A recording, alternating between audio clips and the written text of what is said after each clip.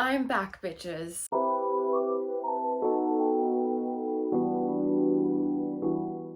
Well. Fancy seeing you here. I'm back. I'm back. I'm here. I'm ready to go. How are we? It has been so long since I sat down here to film a YouTube video with you guys. I thought there was no better way than to make my comeback than to sit down here and talk with you guys about all of the books that I read in June. Now, I cannot believe that we are in July, that we are over halfway through the year. It is insane. Now, there's so much that has happened since I pretty much stopped doing YouTube videos. But if you follow me on TikTok, you would have seen a lot of the updates, a lot of what I've been doing. I have still been posting over there, but I decided it is time to come back and talk to you guys about what I'm reading and pretty much just have a good old chat. So this month I read 15 books. 15 books is still absolutely amazing. I hit my 100 book goal for the year in the first week of June. So I pretty much smashed my goal of 100 books in the first 6 months of the year, which is insane. I had no idea I was going to read this much this year. But you know what? I am so happy that I have. And now every book I've decided is just like a little extra present, for my yearly goal. So I thought, let's get into it. I'm going to pretty much go through every single book that I read in June, and we're going to talk about the tropes. We're going to talk about what the book is about, just like a brief little synopsis that I've pretty much come up with. And then I'm going to talk to you guys about what I thought and what I rated it. There are some really, really good books in here and some books that will probably surprise you guys. They will probably surprise you guys. But I'm really excited. So let's get into it. Get yourself a drink, get yourself a snack, because we're going to be sitting here for a little bit. Now, I've got my little trusty iPad, which has all of the little dates, all the information for you guys. So I'm going to be reading a couple things off here because I've written down all my thoughts and like all the synopsis and everything like that. So the first book that I read in the month of June was That Kind of Guy by Stephanie Archer. This is a cute little small town rom-com, enemies to lovers, fake dating, fake fiance type book. I really, really liked this one. It was so cute. It was my perfect little small town cozy romance. You guys know that I love my small town romances, and I really like Stephanie Archer. So I thought that I really had to try this one out and see what I thought, because her hockey romances are always so, so good. So this one pretty much follows Avery and Emmett. Avery is trying to buy the restaurant where she's worked and managed for a really long time. Her friend that owns it has decided, I'm going to put it up for sale. I want to go and move back to my family. And she's pretty much blindsided by this, but she's wanted to buy it for so, so long. So she goes to the bank and tries to get a loan. And she essentially can't get a loan because she doesn't have enough saved. She doesn't have someone that can co-sign it. So she's given the option of finding someone that will co-sign the loan, but she really needs to think about it and see what she can do because she's got no family with her. And then we've got Emmett. So Emmett is a small town. I think he owns a construction company, something like that. And he's decided that he's going to run for mayor. He wants to be the mayor of this small town, Queens Cove, and essentially he wants to fix all of the problems that the current mayor isn't really doing anything about. So that's him, except the one problem for him is he is not getting many votes because he's a bit of like a grump. He is a bit of a playboy, like he's not a family man, and essentially he needs to fix his reputation. He needs to fix his reputation, and Avery needs a co-signer for the loan. So these two, who absolutely despise each other, decide to come to an agreement and be fake dating / fake engaged in order for her to get someone to co-sign. Obviously, Emmett's going to co-sign because they're engaged. And Emmett looks like this reformed playboy. He's a family man. He's settling down. And I mean, what can go wrong, right? What can go wrong? So I absolutely loved this book. I thought it was so cute. I think Stephanie did such a good job with the character development and pretty much the depth of each character.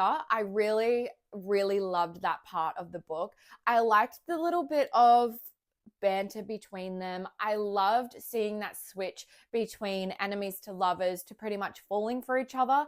I really, really, really do recommend this. If you love a small town romance, something that's cozy, something that you think you could just sit down and like binge in a sitting. The writing is so easy to read, as are all of Stephanie Archer's books. Her books are so easy to binge, and I love that. And I really enjoyed it. It was good vibes. On 4 stars, and I gave it 2 chili spices.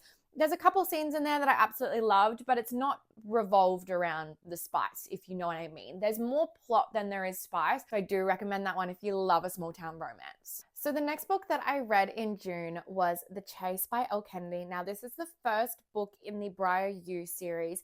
I read the off-campus series last year, at the end of last year, and this is pretty much like a spin-off series. It is hockey romance, brother's best friend, unrequited love, nerdy jock, popular girl, and forced proximity roommates. Okay, all right.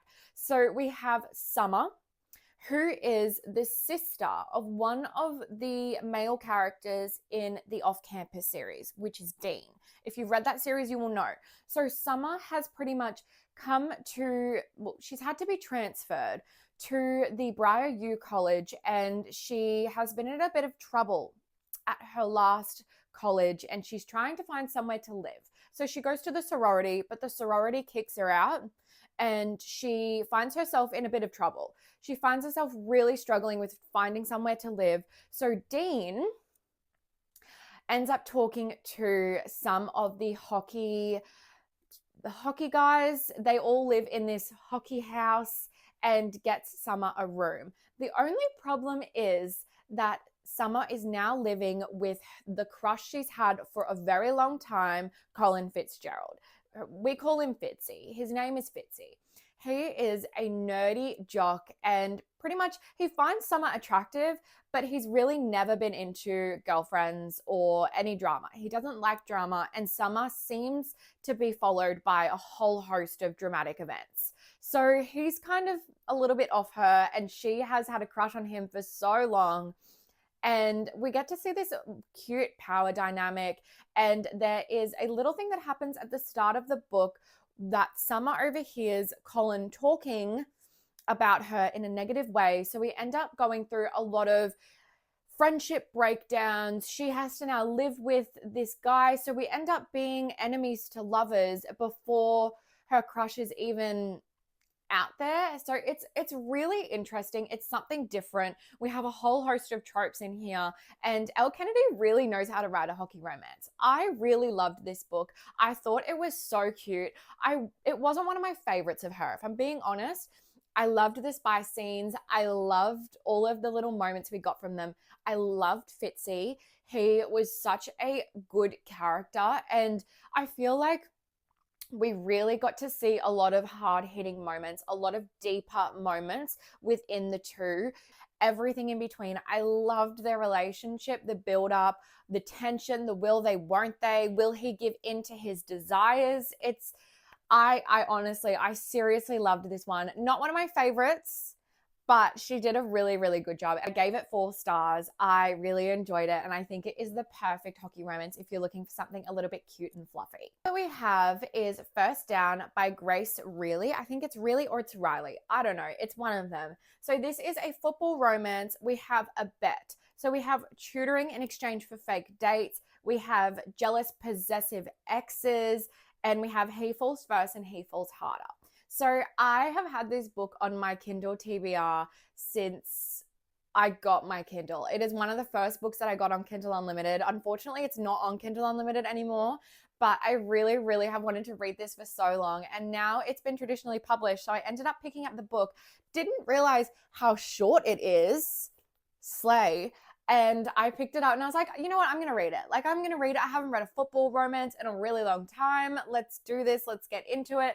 So this one follows James, whose whole life has been football. He transfers colleges because of a distraction and an event that happened at his old college, which almost cost him his future in the NFL. So he swears off women, but he finds himself with the consequence of failing his writing class because he changed colleges. That's where Beckett comes in. So we call her Bex, but her name's Beckett. Bex doesn't mess around with athletes and is one of the top students in her class. She's having issues with her possessive, jealous ex who happens to be on the football team, hence the aversion to athletes, right? She finds herself being propositioned by James to help tutor him to pass the writing class. And when she tries to say no, he realizes he can do something for her in return. He pretends to be her fake boyfriend so that this jealous, possessive ex will get off her back, right? It's a win-win. James gets the help he needs to pass the class and graduate, and Bex gets her jealous ex off her back. What can go wrong? So we end up having this story between the two of them, which is actually kind of complex. It's complex. He doesn't want to date, but he's extremely attracted to her, and she doesn't like athletes, but she's finding herself having to get into this deal with him because she can't stand her ex. Her ex is following her. He's showing up at her work, at her classes. He's really he's too much. He's absolutely too much. And never read one of Grace's books before. And this book was so easy to read. I think I read this in one sitting. Obviously, it's small. It's easy to binge. It's a nice palate cleanser. I thought so anyways. And I really, really love these two characters. I love the banter. I love the fact that neither of them want to be together, but they also do at the same time. It's against everything that they both want, and yet they still find themselves drawn to each other. I really love this book. It was cute. It was small. It was fun. And I ended up giving this 4 stars. That's how much fun I had. And it's a small book too. But Grace did a really good job, and I am so excited to read the rest of the series. We're only 3 books in, and I'm already needing a drink. You guys will know what this next book is about. I am sure that most of you have watched Bridgeton. I'm sure that most of you have watched it. And if you haven't, you're probably living under a rock. I'm sorry. It's a Regency historical romance. It's fake dating. It's untouched female, F-boy MMC. We've got brother's best friend in here. It's a whole host of little tropes in here that will tickle your fancy, let me tell you. So I'll humor you and tell you a little bit about what it's about, because I'm nice, okay? I'm nice. So we've got Daphne, who is the 4th Bridgerton sibling. She's trying to find a husband as an eligible female in high society. As the marriage season progresses, she finds herself with very little prospects and worries she will not find a husband. The Duke of Hastings, Simon, has returned to London after a long trip away and is set on the fact he will never marry. He will never marry. He cannot get all of the mothers of eligible daughters to leave him alone, because who wouldn't want their daughter to marry a duke, right? Right? So that's pretty much the crux of it. And then you have them creating this little fake dating relationship in order for him to get the mothers off his back, and for Daphne to look like she has a really, really good prospect so that all the other guys will get jealous and pretty much want to marry her. That's essentially it, right? I mean, I love this book. I love this series. I love the TV series, except I think the problem with me is I watched the TV show and I read the book so soon after. There are so many things in this book that don't correlate to the TV show. I do, in this instance, think the TV show was better. I'm sorry. I'm sorry to all my Bridgerton, the Duke and I stands out there, but I really think the TV show was better. There was so many little elements that I just really preferred from the TV show. And I did like the fact that I could put faces to voices, and this is in 3rd person. So I'm pretty much just thinking about Lady Whistledown in my head. That's pretty much what I'm thinking. And I really, really enjoyed it for that aspect. And it was really easy to read, even though it was in 3rd person. So I ended up giving it 3 stars, only because I feel like it could have been a bit better. And I wasn't like, you know, but that could have been because I already watched the show. But I did really enjoy this. I love the characters. I love the way that the story progresses.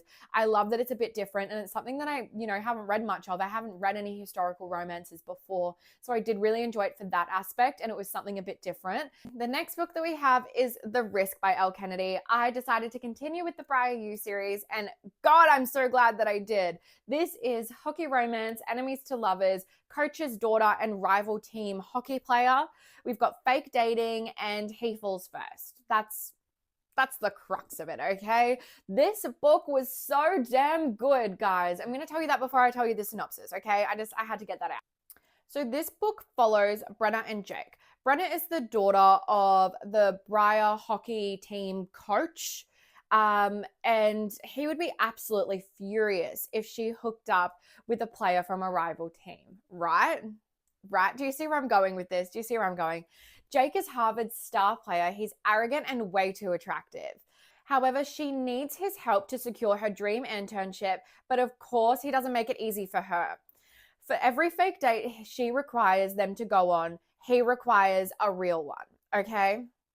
Nothing good can come from running around with Jake, but it's the risk that she has to take. Okay, let's talk about Brenna and Jake. I loved Brenna's character.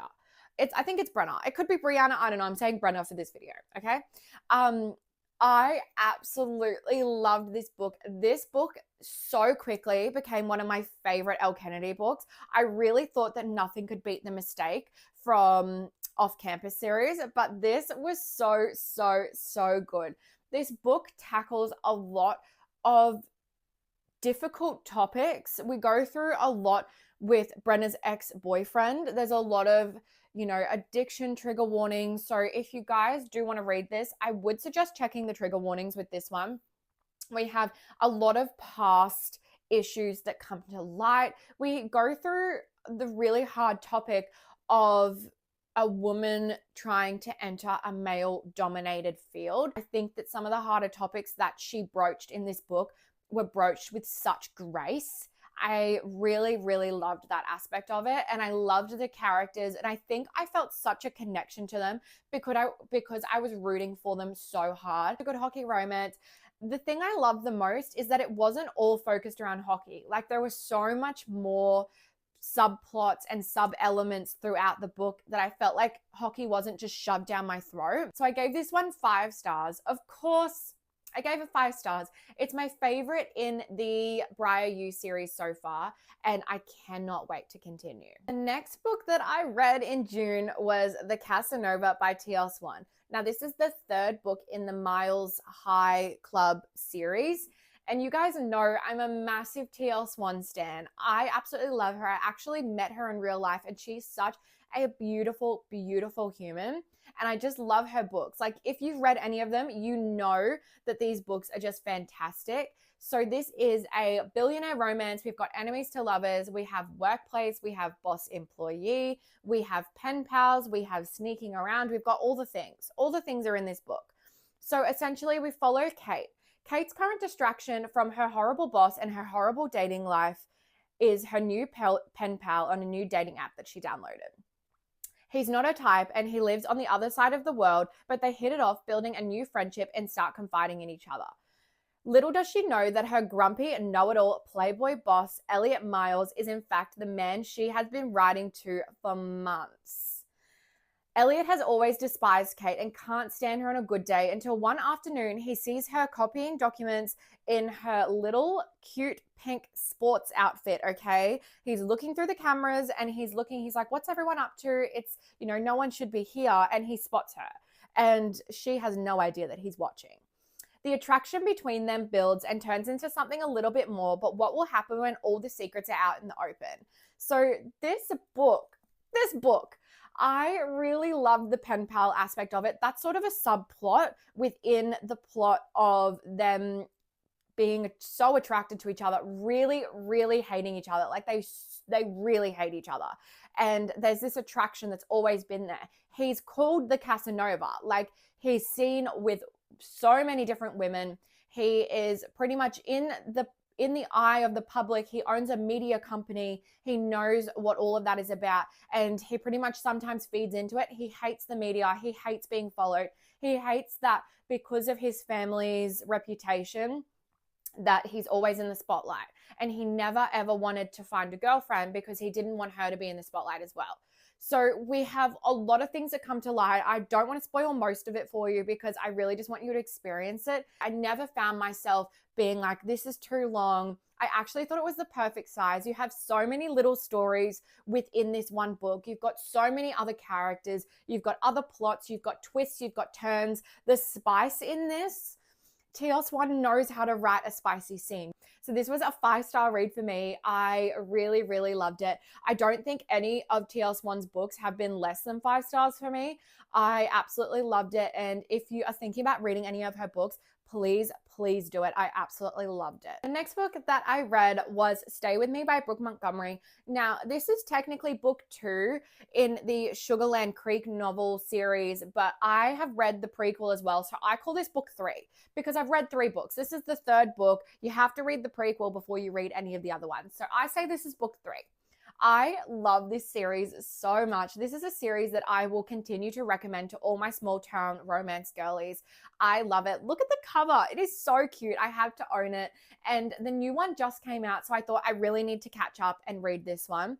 I love this book. There's so many fun elements to it. Now, there is a little bit that I don't want to spoil for you guys. I know that it's one of the tropes, but I'm not going to say it. But there is a little plot twist in here. I'm not going to spoil it for you guys. So essentially, it's small town, cowboy. It's cowboy. We have friends to lovers, childhood crushes, best friend's brother, and we have a romantic suspense element in here as well. So it follows Trip and Magnolia. Magnolia has been in love with her best friend's brother since before she can remember. However, she always thought he didn't return the feelings. So she chose to date the biggest red flag ever, like the most toxic human ever.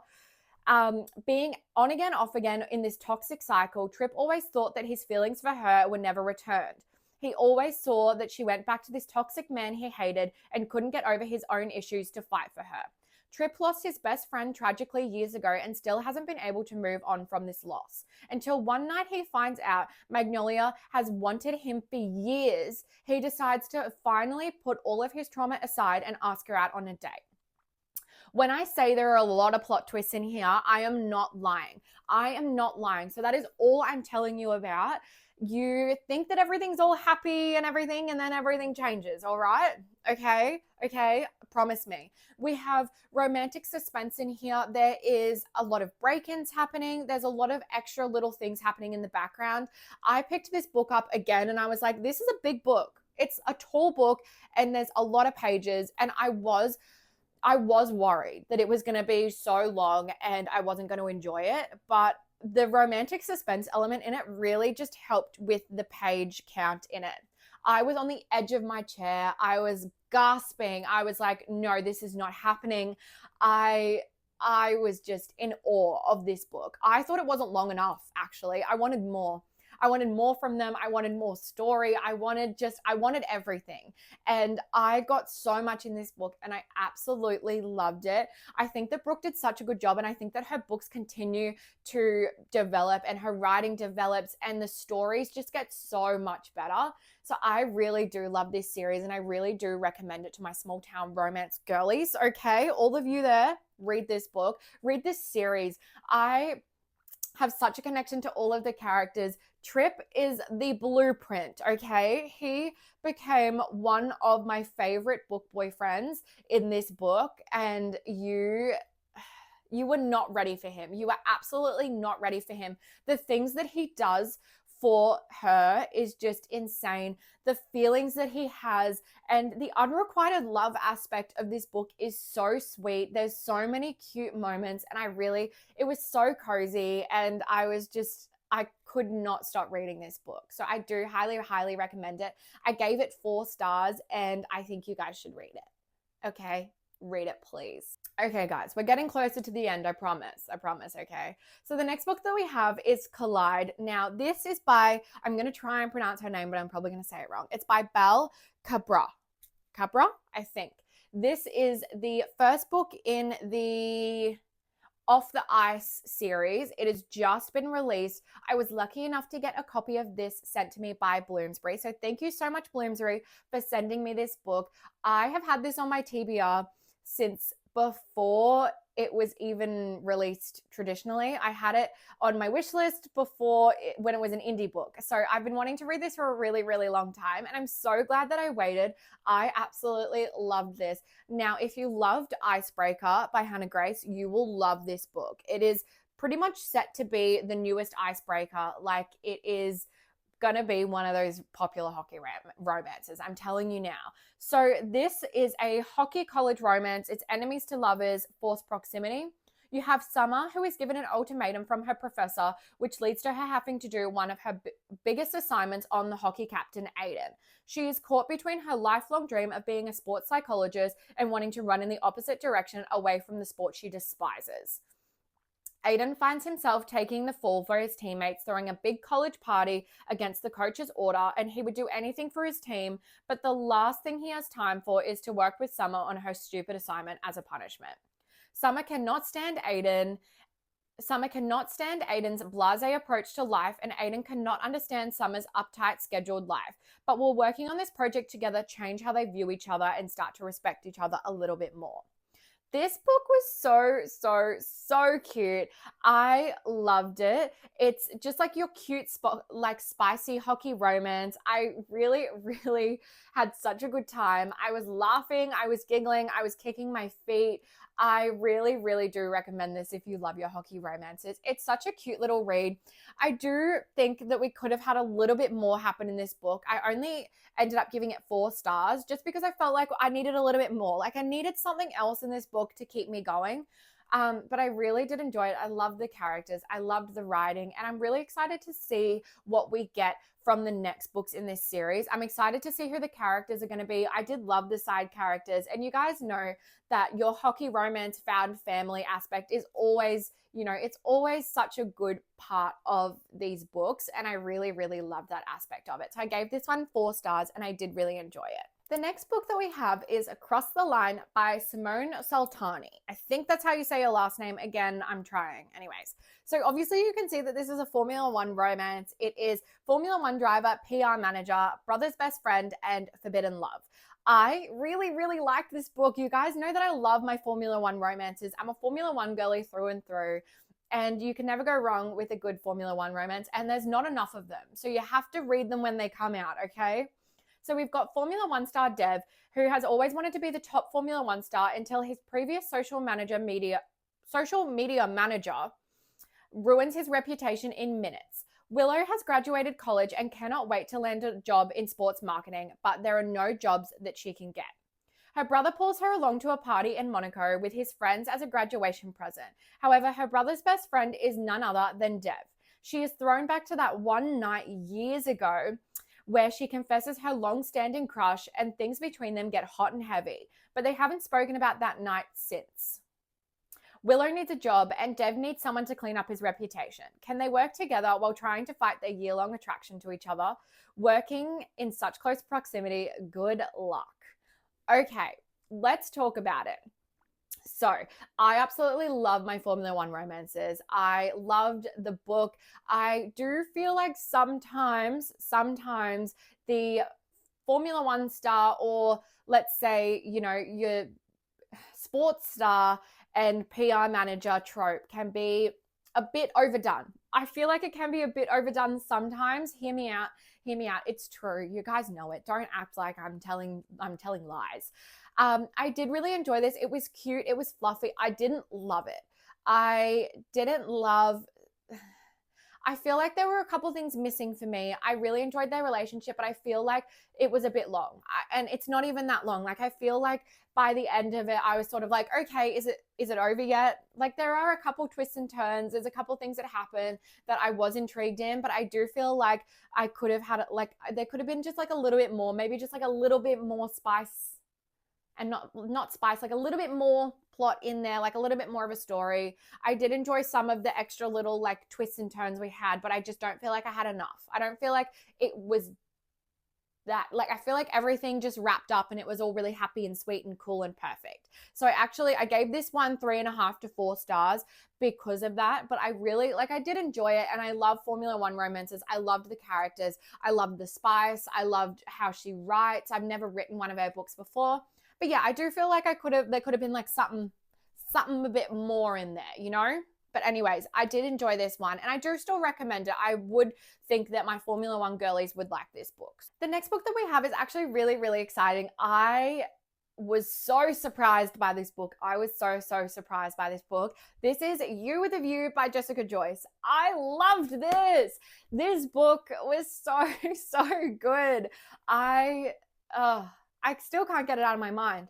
I really was so surprised. I saw so many people talking about this on Book Talk and Bookstagram. I've seen this book around and I was like, okay, I'm going to get it. I'm going to try it. The cover is stunning, and I actually got gifted this for my birthday, and I decided I wanted something cute, I wanted something fluffy, I wanted something quick. So it's quite small. It's quite small and it's compact, but so much happens. So we have a enemies to lovers road trip, forced proximity, perfect summer read. Like, this is your perfect summer read if you're in summer, you US UK people, okay? It's not summer here, but I still read it. So we have Theo and Noelle. Noelle's grandmother has just passed away and she's currently grieving her best friend and grandmother. While going through her grandmother's belongings, she finds some old love letters from a man she's never heard of. She decides to post a TikTok video sharing the story, the letters, and an old photo of the couple to try and find her grandmother's first love. While seeking this mystery man, she is contacted by his grandson, who sets up a meeting for them all. However, when she arrives to the meeting, she quickly realizes the man she's been talking to is her high school nemesis and biggest competition.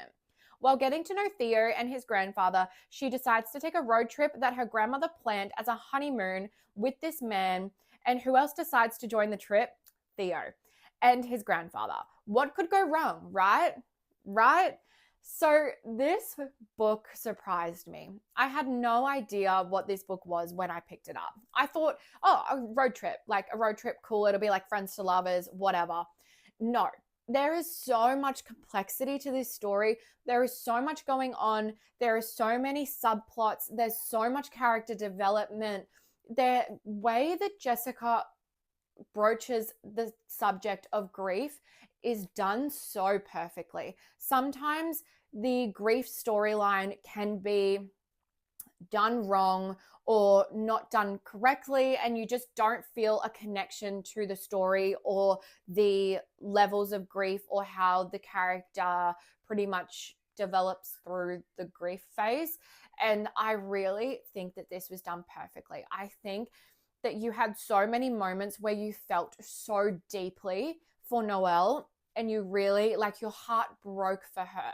And all she wants is to she just wants to be with her grandmother again. So she's clinging to past memories and past experiences and a past life that she had in order to feel close to her again. And it breaks your heart. It really does. The way that she is going through this, and she feels like no one understands and no one really knew her grandmother the way that she did.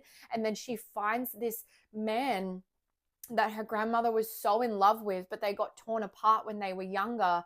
And everything did work out in the end, you know. Her grandmother was happy with her grandfather, and they were married for a very long time before she passed away. And you get to know this character, this grandmother character, without her even being in the book. And it breaks your heart and it warms it at the same time. There's no other way to explain it.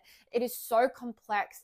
Theo as a character is so complex as well. And the way that you see him develop throughout the book and the challenges that he goes through, and pretty much the way he looks at himself and the way that he takes what he has for granted, you really see him developing those character traits and really just like developing as a person. And you feel honestly like these are real people. You feel so connected to this storyline, to these characters, that it was the perfect read. It was honestly so cute and fluffy and so heartbreaking and heart-wrenching and heartwarming.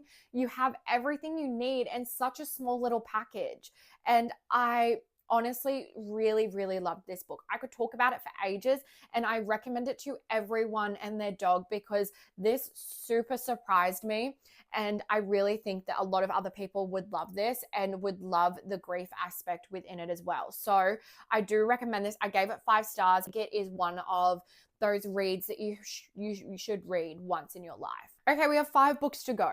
5 books to go, you guys. I can't believe you've hung in this long.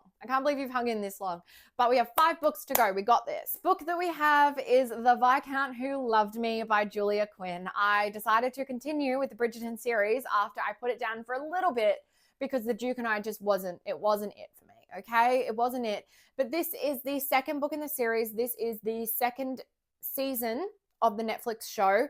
We have Anthony and we have Kate. Again, I'm going to humor you in case you haven't watched the TV show, but if you haven't, just go and do it, please. This is your sign. So it's, again, a Regency historical romance, and we have enemies to lovers. Those are the only tropes I can really think of. We've got Anthony, who is the first-born Bridgerton, and the Viscount, which is the head of the Bridgerton family. Anthony lost his father when he was very young, so that meant that he became the head of the family. He became the Viscount. He was in charge of the finances, in charge of his mother, and in charge of his brothers and sisters, which is a big job for someone that was so young at the time. He has been pressured by his mother to find a wife, and the new Viscountess, which will be his wife will be the female leader of the house, so will be above his mother and will pretty much run the house, plan the events, take care of the children, all of that sort of stuff. He cannot think of anything worse than getting married. His goal is to find an educated lady whom he can tolerate and can produce him an heir. He's not looking for a love match. Then enters Edwina and her sister Kate. Kate's main goal is to find her sister a love match. Anthony sets his sights on Edwina as she ticks all of his boxes, but he can't get her annoying, protective sister out of his mind. He isn't looking for a love match, so Edwina should be the perfect match. But as his attraction for her sister grows, he finds himself doing things he shouldn't be doing. I'm not going to try and spoil too much of the book, but again, the book is so different from the TV show. Now, if you guys have watched the TV show, you will know how eventually they end up getting together. The book is very different. So they have, again, changed the book for the TV show, and I, again, prefer the TV show over the book, the way it ends. Anyways, you have a lot of your same sort of events that happen in the book, the same important events that happen in the TV show. But there is one scene, if you've read the book, you will know, that made me cringe so hard and gave me the ick so bad that I just forgot about it. I've forgotten about that scene altogether in the book, and I'm just forgetting about it. So I ended up giving this one 4 stars because I forgot about the scene that gave me the ick. Honestly, I liked this one better than the first book because I feel like it followed the characters very nicely, and I feel like you got to find out a lot about the characters, and you got a lot of development, you got a lot of different characteristics, and you really got to know the characters more than what you did in the TV show. I do recommend this one if you have watched the show. Just if you read the cringy scene, just forget about it like I did, okay? Alrighty, we went on with the 3rd book in the Bridgerton series. I read An Offer from the Gentleman, which is Benedict's Story. So this is not on Netflix. This season is not on Netflix yet. I'm assuming maybe it might be the next one. Who knows? So they skipped Benedict's Story and did not do a season on him, which I'm very interested. I'm intrigued to see what they're going to do with him. But essentially, this is the 3rd book in the series. It is, again, a Regency historical romance. It is very Cinderella vibes, okay? That is like the only way I can explain this book. So we have Benedict, who is the 2nd child in the Bridgerton family, and Sophie, who was conceived out of wedlock, which has shunned her from society. When her mother passes away and she lands on her biological father's doorstep, she is raised by him, but he will never accept that she is his child. It follows your classic Cinderella storyline where her father passes away and she is granted permission to live with her stepmother and her 2 daughters as their maid. She sneaks out one night with the help of another maid and attends a masquerade ball and runs into Benedict. They dance all night until the clock strikes midnight. Okay, so it is your classic Cinderella story. I was really nervous to read this book knowing that it was a Cinderella spinoff because Cinderella is done so often. You know, that storyline is done so often, and I feel like it does get tiresome after a while. I feel when you watch how many Cinderella movies are there, you know? And you watch them and you're like, okay, this is the same thing. Like, it's nothing different. But Julia Quinn did such a good job of this.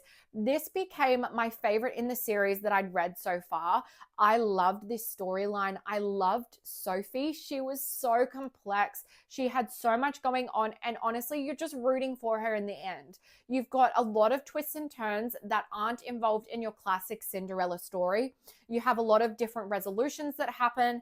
And I feel that Julia Quinn did such a good job of steering away from a lot of the Cinderella aspects. Like, your main storyline, yes, is very similar, but I feel like she did steer away from a lot of those important things that felt like it was quite repetitive. So I think she did such a good job on this. I gave this 4.5 stars. It wasn't quite a 5-star read for me. I'm sorry. I did love this more than the other 2 books. I did really, really enjoy this book, and I loved seeing this different story from Benedict, and I'm going to be very interested to see how they tie this in with the TV show with everything that's going on. I finished Ironflame. Now, you guys would have seen in one of my most recent videos was a reading vlog where I started this. I started this when it came out. I think it was September or October last year. I can't remember. I think it was October, I think. So I started it in October and I read 50% of this book and I stopped because I really couldn't stand it. I was bored. I was confused. I felt like it was so high fantasy. I really just didn't enjoy it. So I tasked myself with the challenge of finishing this book in like 2 days. I finished the last 50% in just over 24 hours. I think that the second half of this book was so much better than the first half. I think the first half was honestly crap. I'm sorry to all my Ironflame lovers. I loved Fourth Wing so damn much. And this is a direct continuation on the story from Fourth Wing. So I'm not going to give you a synopsis. I'm not going to give you tropes because you guys probably already know. It is a romantasy book and I'm not going to spoil it for you. I do think the second half was so much better. I think that we had a lot more romance in the romantasy. I feel like the first half really lacked all romance. And I feel like that's why I loved Fourth Wing so much, because we had that romance element in it. I feel like it was very high fantasy for me, being a non-fantasy reader, and I had to keep going back. And I do feel like the editing and the writing style just was very different. And I do feel like this book was kind of rushed, if I'm being honest. And I know that that's probably not the nicest review, but I did end up rating this 3 stars because of the last half of the book. So the last half of the book made it 3 stars. But I did enjoy this, and I think that maybe if I stopped to wait and read the book completely a couple months after it came out, when it was less hyped, I may have enjoyed it more. But I did not love this book. The second half was so much better, so I am glad that I stuck through it and finished the second half of it. This next book is the book that you were all waiting for, the book that you've all been asking me to read for a year. Easily a year, and it is A Court of Thorns and Roses. And if you don't know what this book is, you have probably been living under a rock. This is, dare I say, one of BookTok's most hyped books. I have been so scared to touch this book. I'm not a fantasy reader, so for me, I just was like, I'll read it one day. And apparently that one day was in June. Okay, it was the end of June. There was something wrong with me. I was reading romantasy books. There was something going on with me. The moon was aligned in a different way. I don't know, honestly, but I picked this book up. The book follows Farah, I think that's how you say her name, Farah, who is a mortal living with her 2 sisters and her father. After her father gambled away all of their riches, they were left to live in poverty. Farah taught herself how to hunt in order to feed her family and to stay alive. One day she goes out to hunt and finds a wolf, which she successfully kills, selling the wolf's fur and using the meat to feed her family. When a giant Fey man knocks on her door the next day and informs her she must come with him because the wolf she killed was actually a Fey. Okay, that's how this starts. She's essentially captured and must live with this high Fae known as Tamlin to pay for her crimes. This is all I'm sharing with you guys because I'm not spoiling anything. If any of you haven't read it, I'm sure most of you have read it, but I'm not going to spoil anything more. Essentially, we follow her living with Tamlin and yeah, anyways, you probably already know, okay? I gave this book 3.5 stars. The first half of this book was a hard slog, and you guys have probably seen me talk about this on TikTok. I did a little review of it. It was a hard slog. The second half was a lot better. I felt very Hunger Games vibes in the start of the book, and I was actually listening to it on audio. I felt like Feyre was giving me Katniss vibes. Like she's hunting for her family, she's poor, all of that sort of stuff. Obviously, I was very out of my comfort zone. I did enjoy it. I thought it was a good book towards the end. I enjoyed it towards the end. Didn't enjoy it that much. That's why I didn't give it anything over 3.5 stars. But I do understand the hype. I understand the hype in it. I understand now that I've read the second book that I understand the hype and why people are so invested. And that's all I'm going to say, because obviously I've read more and I'm not going to keep spoiling it. I'm going to talk about the next book in my next monthly wrap up. So you guys will have to wait for that. And there is one more book left in my wrap up. Okay, so the last book that I have to wrap up for you guys is actually a book that I read on my Kindle. So I will pop the cover here for you guys. It is Sweet Collide by Ava Harrison. It is a hockey romance. I found it on Amazon. I was scrolling through and it was recommended to me. So I picked it up and I read it and I really, really enjoyed it. And I wanted to talk to you guys a little bit about it. So it's kind of a complex story, if I'm being completely honest with you.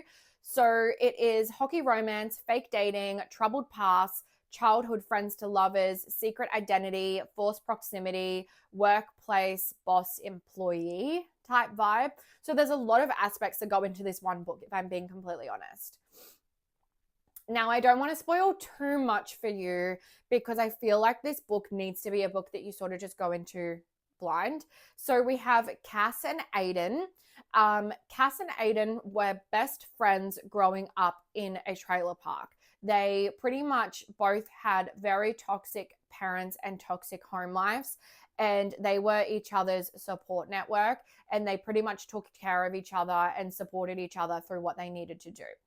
Aiden wanted to get scouted for the NHL. However, he needed help paying for the trip because his mother stole all of his money because she didn't want him to leave. And Cass ended up giving him the last of her money that was used to support her and her father. And he said that he would pay her back, right? And then we fast forward 10 years and neither of them have spoken. They're both living different lives. She got away from her father. He's obviously now a hockey star, a very famous hockey star. And one day she sees him on TV and goes, hey, that's my old best friend, and he never came back for me. He never protected me. He just left me and forgot about me.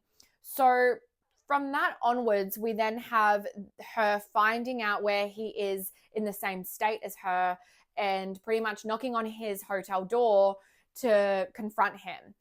He opens the door and doesn't realize who she is and thinks that she is the paid woman who has come to, who his manager has organized to come and relieve some stress, okay? You're getting what I'm putting down? You're getting what I'm putting down. Essentially, then she comes in and is signing this NDA agreement and is like, wait, what is happening? And then she realizes and puts two and two together, but she doesn't do anything to stop it, okay? So they have this very spicy, steamy night. She knows who he is, but he doesn't know who she is. And things progress from there. So that's where I'm going to stop telling you what the book is about. I've given you some tropes so you can probably figure out some more stuff about what's going to happen. We have a lot of mental health rep in this book. A lot of mental health rep. Ava really talks about some really hard-hitting topics, and she does them really, really well, in my opinion. I read this book in one sitting. I read this whole book in one sitting. I wanted to know. I really, really wanted to see what was going to happen. It's like, you know, you're sitting there and you're like, is he going to find out? Like, is she going to tell him what's going to happen? How's it going to come out? You have all of these little aspects, all of these different storyline plots and subplots, and they all submerge into one together. And I think it was done really, really well. I ended up rating this book 4 stars, and I have continued to recommend it to all my hockey romance girls. This is a book that I have never read anything like it before. I cannot compare it to any other hockey romance that I've read, and I've read a few, and I really loved that. I really loved the aspect where I didn't know what was going to happen. It's something that people don't write about a lot. There's a lot of hard-hitting topics that I really loved that they were written about. So I did give it 4 stars, and I really, really enjoyed it. And I actually think I'm going to buy the physical copy of it.